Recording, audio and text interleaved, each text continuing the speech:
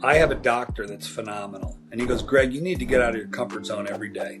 Every day. You'll grow more as a person if you do that. For me, it's not about material things. It's about being able to do what you want, when you want, with whom you want, where you want. And I'm fortunate I have that ability, and I want to help others do the same. So many people stay at a company in a business, no matter real estate or whatever. They want the benefits. Give me the insurance benefits, whatever, which is the most lamest thing in the world. Most people don't know that our business even exists. They've heard of a listing agent. They probably have heard of a buyer's broker in residential. They might not have heard of a tenant rep broker. So a lot of it is just educating people. There's what's called a notice period in the lease. It could be anywhere from 30 days to 6 months. The landlord's going to send a written notice. Your lease is coming up. You've got a renewal option, or what do you want to do? Here's the new rate. And they just sign it. So they do no market research. Welcome to the Real Estate Masters podcast, where we bring you the top real estate investors in the country. If you also want to be in the top 1%, you are in the right place. Listening to podcasts like this is exactly what helped me to scale my real estate investing business to 7 figures, flip over 1,000 houses, and more importantly, step out of daily operations of my business over a decade ago so I could start and grow other businesses. So get ready to learn from the best and start building a business that works for you and not the other way around. Enjoy. What's going on, guys? Greg, thank you so much for taking the time. I kind of want to take a step back and just see how you got into real estate in the first place. Well, first of all, thank you for having me today. That's a great question. If you would have given me 1,000 careers out of college, commercial real estate would not have been one of them. I had never even heard the term.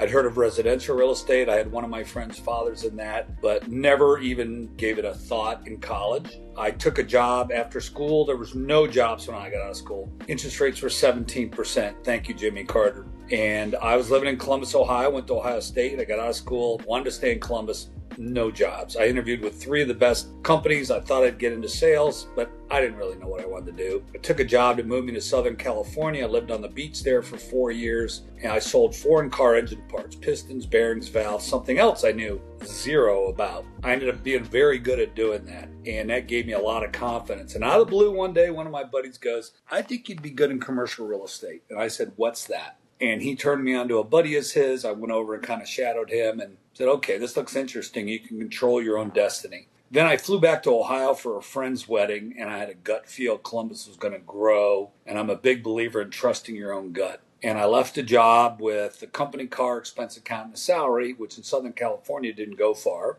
And I moved back straight commission, even had to pay my own move to take a straight commission job. But I set a very high goal. I said, I'll give it 2 years, and if it doesn't do good, I will go back.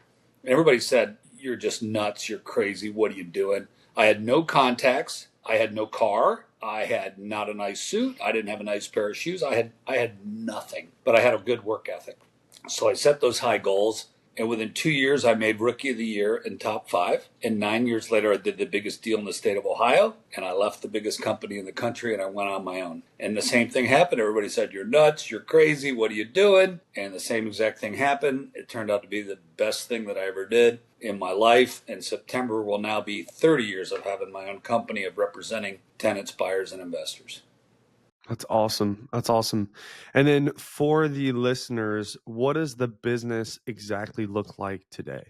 Sure. So the business is called tenant representation. What that means is we help companies improve their bottom line on their real estate facilities. That could be renewing a lease, restructuring a lease. That's probably 80% of it. Most companies, just like you could refinance your mortgage on your home, when your lease comes up, you can renegotiate with your landlord. Most people rubber stamp it and never knew they could do that. And that's anything from lowering your rent, getting more improvements, which could be paint and carpet, could be negotiating more parking spaces, better HVAC systems, signage, whatever their hot buttons are. Or we're helping them relocate to a new facility that could be to lease a building, build a building, purchase a building. And then we've got affiliates in 50 markets in the U.S. and 100 around the world. So if you're in North Houston and you need office space, I've got a guy in Houston that's an expert in that market. So we'll refer business back and forth. The majority of my business is in Columbus, Ohio, but I spend the winters in Miami the last 5 years. So I'm doing business all over the place. And then to differentiate myself, when I left the biggest company, I started speaking and teaching around the country. So this year also will mark 30 years of speaking and teaching. I do continuing education for brokers as well as attorneys and accountants. And then I talk about the market and how to prosper in it. Those are the main things that I do, is educate people, not sell them, which really helped me differentiate myself from everyone else. Want to get motivated sellers that nobody knows about? Introducing 10X TV. If you want to create credibility in your market, find deals that nobody else knows about, and crush your competition, you need to check into TV commercials. It is the new buzz in the real estate investing industry since we introduced it several years ago. I've been using TV commercials myself for the last 12 years and it's absolutely crushed it. So if you want to learn how to get on TV and to do something that little to no people are doing right now, go to claimmymarket.com. Again, that's claimmymarket.com. We usually only work with 2 investors per market, so if you're interested, reach out to us and book a call to see if you can claim your market before anybody else does. Now back to the show. I'm curious what the main problem you were trying to solve when starting your own business. I would say when you left the big company in Columbus to your own business, what was that main thing that you were trying to maybe solve or do for yourself that made you leave? Well, I gave them 50 cents of every dollar that I made for 9 years, which was a lot of money. And when I did the largest deal in the state in 95, it was a whole lot of money. And that really, it was the bureaucracy of dealing with a big company. But I had a huge commission dispute that they didn't stand behind me. So it was kind of like the writing was on the wall that they didn't really give a shit about the individual. It was, a big 70,000 employee company. I never dreamed I'd have my own, never in a million years, something that I desired. But I knew that I could do it better. Bigger isn't better is the lesson. Better is better. And I gave a much level higher of service. I did start working more with privately held companies than big Fortune 500 or Fortune 1000 companies. So I'm dealing directly with the president of the company. And I like that. Sitting eye to eye. What's your goals? Where you been? Where are you now? Where do you want to go? We'll help them put together a strategic plan, and then we help them implement that plan. And instead of selling something to somebody, listing agents put signs out and try to lease or sell you that building. I help companies get what they want. I'm the only one in my city that does it exclusively. And I banded together with other people around the world that do the same thing. So we're advisors, consultants first, and resultants second. And people like that. Their guard comes down. We're relationship driven, not transaction driven. Some of my assignments are 2 years. So I'm putting 100 hours plus into an assignment. So you're really developing a relationship, and it's been very satisfying and gratifying. And every dream or goal that I had from a little kid who grew up with nothing. My dad left when I was 12. I worked 2 jobs through high school and college. I mean, we had very, very little. So to get now that I can travel the world and do what I want is just a dream come true. And speaking and teaching, helping others do the same is really, really gratifying to me. That's awesome. I feel like a lot of people, they work for someone, whether it be something like, you were talking about, where they get into a commission based where they're unhappy in it. A lot of people don't leave and they don't go on their own. What do you think the main hindrance of that? And it could just be confidence in themselves, but what do you think the main thing that keeps people from going out on their own? Fear or getting out of their comfort zone. And I'm really lucky. I have a doctor that's phenomenal. And he goes, Greg, you need to get out of your comfort zone every day. Every day. You'll grow more as a person if you do that. So many people stay at a company and a business, no matter real estate or whatever. They want the benefits. Give me the insurance benefits, whatever, which is the most lamest thing in the world. Even if your insurance is costing you $2,000 a month, okay, 25 grand compared to the hundreds of thousands you could make doing something on your own, having your own business. So I begged some of my coworkers to come with me.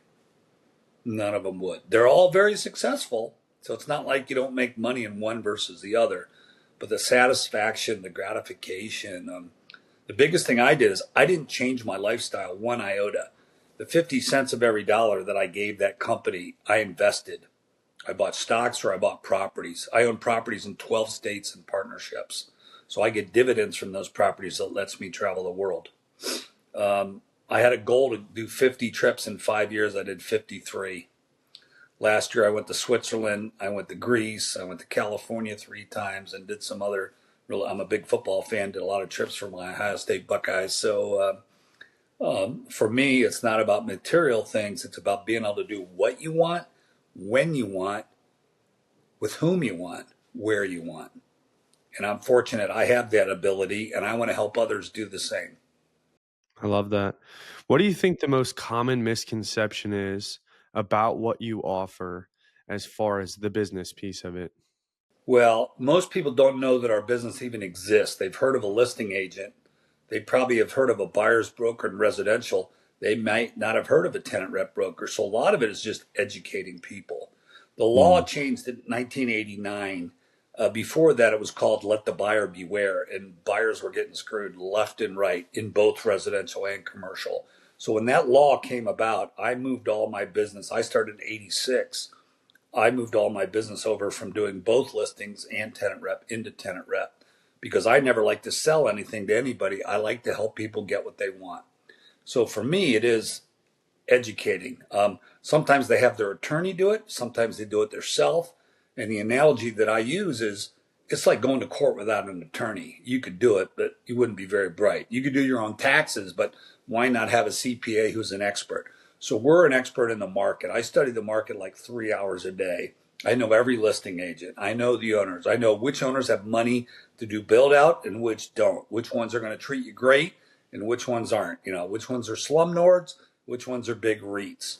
So you don't learn that online. You don't learn that from AI. You learn that from experience and out there talking to people. And that's what we, discuss with them again, what their goals are, helping them put together a strategic plan. A lot of companies now are working from home half the time, so they don't need the size of space that they need. They don't need the type of space. They may want nicer space, but a lot smaller. So we're helping them go through all those, different scenarios to see what works best for them. We don't put a square peg in a round hole. Everything's on our reputation. 100% of my business is either from past clients or people that have heard me speak or teach or my reputation. So I'm very fortunate in that respect. Yeah, I love that.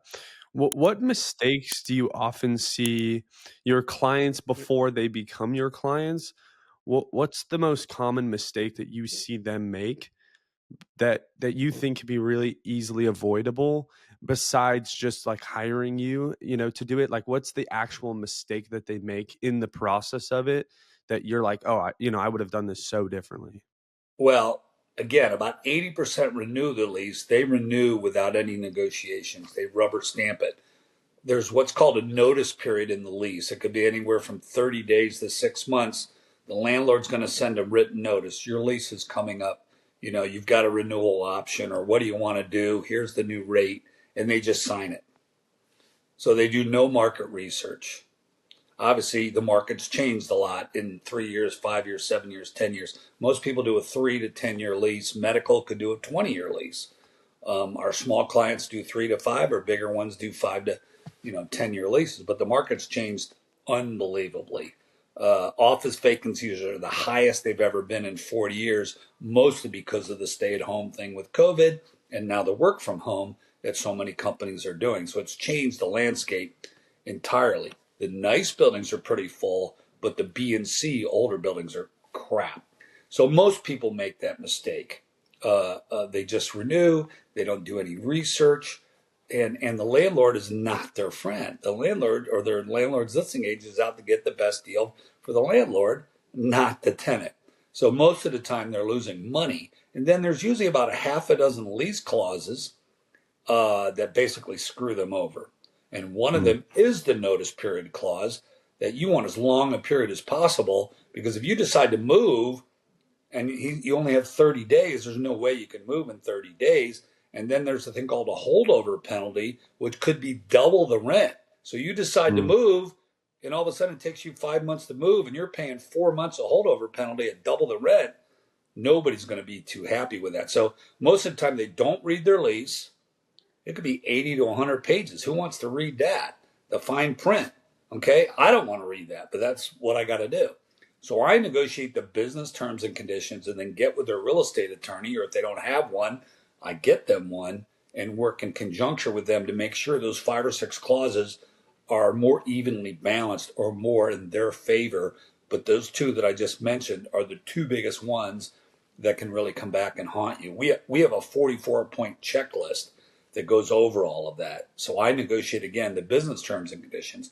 But so many people, they never look at those items, whether they need more parking or security, or they're unhappy with the way the restrooms are cleaned, whatever their hot buttons are. I never assume anything because it's always different for every client that I work with. Yeah, for sure. You know, you kind of touched on it a little bit earlier, but the word success to me is very intriguing. Everyone has their own definition for it. Everyone's got their own way of measuring it and striving for it. How do you define the word success, and how do you measure it, and how do you strive for it every day? Well, that is a great question. So for me, my dad left when I was very young, and I didn't want to be a burden on my mom. So I started work at a very young age. I wanted to be self-sufficient. I sold suckers in 5th grade to go to basketball camp. I started as a golf caddy in 5th grade. I caddied 8 years and got the scholarship called the Evans Scholarship from Golf Caddying Scholastics and Financial Need. I bought a car the day I turned 16. I got out of college a quarter early. I was so tired of being poor. I mean, that's my drive, okay? So success was, at first, don't be poor. Now, I had a couple friends that grew up with money. They owned car dealerships, so they were filthy rich as far as I was. They could do whatever the hell they wanted, basically. We call it FU money. I'll try to be politically correct on the podcast here, but I'm in Miami, in the wealthiest area of Miami, where there's rentals for $40,000 and $50,000 a month and homes for over $100 million. If you've read anything in the paper, everybody's leaving New York and California, moving less than a mile from where I'm staying. It's mind-boggling. That success is different than my success. I don't care, as I said, about material things. So some people want a big house, a big car, this and that. Mine is my freedom of my time. And I'm a single dad, so spending time with my son, my friends, my family, my mom, thank God she's still healthy. That to me is what it's all about. Control over your time. If I want to go to Hawaii tomorrow, I can do it and nobody can stop me. And that is a really, really good feeling. So financial security, health, as I told you, I work out every day. I take my health really seriously. The older you get, your quality of life really changes when you're healthy versus not being healthy. And if you want to travel, you obviously need that energy and that ability to do it. I went to Switzerland last summer, one of my favorite trips, went hiking every day when it was out. It's just amazing. So that's really success in a nutshell for me. And I don't think I've scraped the surface yet, because I want to help a lot of people learn financial literacy, learn how to invest in property, learn how to put together a budget, and quit bitching. Most people just bitch, and they want the government to help them instead of becoming personally financially responsible, which I'm a huge proponent on learning financial literacy education. I think it ought to be taught in 4th or 5th grade. If you learn it then, a light goes on and you're like, I can control my whole life. And the first guy studied, this is really important, W. Clement Stone said, what the mind can perceive and believe, it can achieve. Whatever we really think about and really believe it, we can do it. And I'm living proof of that, because I grew up with nothing special. For a lot of people, were their parents savers or spenders? Did they grow up with money or not? Did they learn about risk tolerance? Were their parents risky? Would you risk, something to make more? As we talked earlier, some people are in a salary job. There's no way they would leave that. No way. And very few people can handle being on straight commission, and others want to take that chance and do it. I never thought I'd be on straight commission. I never thought I'd be a business owner or an entrepreneur. I never thought I'd be investing in investment property. None of those things ever crossed my mind. But I think the more you get out of your comfort zone and educate yourself and hang around the right mentally stimulating, uplifting, outgoing people, the more you're going to succeed. When I left my old company, I started a think tank group. We have 7 guys that all were with the big company. We're in different markets, so we're not competitors, and we've helped each other so much. One of the guys, we built a strip center, a retail strip center in 2008, so 18 years ago. and we're making like 20% return off it. At first, we didn't make a dime, so we've learned and grown with that. So hanging around the right people. It's always easy to find Good Time Joe to go to the bar and have a beer, but somebody to sit down and say, what really is on your mind? What are your goals? Are you getting out of your comfort zone? Is someone holding you accountable to your goals, personally, financially? All of those, the more you're going to go as a person. Yeah, 100%. 100%. If you were going to start from scratch today, the business goes away, everything goes away, but you get to keep all the knowledge that you've learned over the years. What would be the first thing you focus on? What would be what would you focus on first? Well, it's all about the relationships for me. Who you surround yourself. So in my business, you need a real estate attorney. You need an accountant that understands real estate. You need a commercial banker. You need an insurance person. You need a fee-only financial planner. You need a contractor. You need an architect. Those 7 or 8 different groups to help you, because I don't know crap about construction. I need an expert in that area. I stay in my lane. I can find the site. I can negotiate. I need help from all those other. I don't know the tax laws. I'm not going to bullshit. I make one mistake, there goes my reputation. So surrounding yourself, making the relationships with those people, I call them trusted advisors. When usually I get referred business, it could be from somebody's attorney, their accountant, their banker, their friend, their coworker, whatever, on that. But the people that don't have those usually struggle or go out of business. If I'm representing a startup company, I've probably helped 100 startup companies. Many of them don't have those right people. They may have an attorney, but not a real estate attorney. They may have an accountant, but not an accountant that understands the real estate laws and the write-offs, the legal write-offs and all that kind of, and that's make or break. That's huge. And so getting those people and then continuing to learn. I mean, I go to half a dozen conferences and seminars and things like that every year to continue to learn.